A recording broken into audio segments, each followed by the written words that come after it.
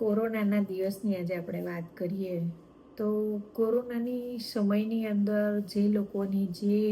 જે લોકોના પોતાના સ્વજનો ગયા છે, સ્વજનો જેને ગુમાયા છે, એ લોકોનો તમને પણ ખબર છે ને હું પણ સારી રીતે જાણું છું કે જેને પોતાનું સ્વજન ગુમાવ્યું હોય એને કેટલું બધું દુઃખ લાગતું હોય છે. અને એ પરિસ્થિતિની અંદરથી એને જ્યારે બહાર નીકળવું હોય છે અને જ્યારે બહાર નીકળીને જ્યારે આવે છે ત્યારે એની ખરેખર હાલત બહુ જ ખરાબ હોય છે. તો ઘરમાંથી એક સદસ્ય તમારા જીવનમાંથી જ્યારે જતું રહે છે અને જ્યારે તમારું પોતાનું સ્વજન જતું રહે છે અને એના વગરનું જ્યારે તમે ભોજન કરવા પણ બેસો છો તો પણ તમને એ કંઈક કોઈ વસ્તુનો સ્વાદ જ નથી આવતો અને અચાનક હંમેશના માટે એ વ્યક્તિ દૂર થઈ જાય છે. તો એ ઘટનાનો તમને જે દુઃખનો અનુભવ થાય છે, આંખોમાં આંસુ આવી જાય છે અને ઘણા જીવનમાંથી આપણે ઘણું બધું શીખવા પણ મળે છે.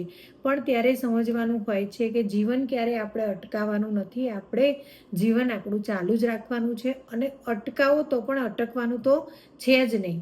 જે લોકોના આપણને છોડીને ગયા છે અને ક્યાંક સ્વજનો પણ હશે અને એવી જ રીતે એમ પણ ઈચ્છાઓ મુજબ તો ક્યાંય કશું થતું નથી.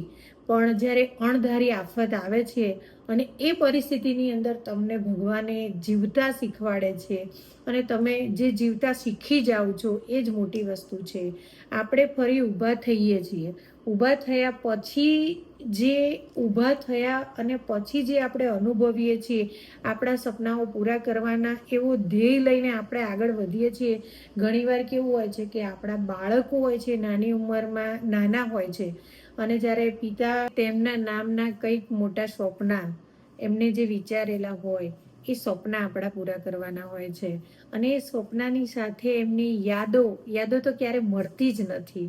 તો યાદોની સાથે જે તમને હિંમત આપે છે એ તમારે હિંમત લઈને તમારા જીવનમાં તમારે આગળ વધવાનું છે અને એમના જે સ્વપ્ના એમને જે વિચાર્યું છે એ સ્વપ્ના તમારે પૂરા કરવાના છે.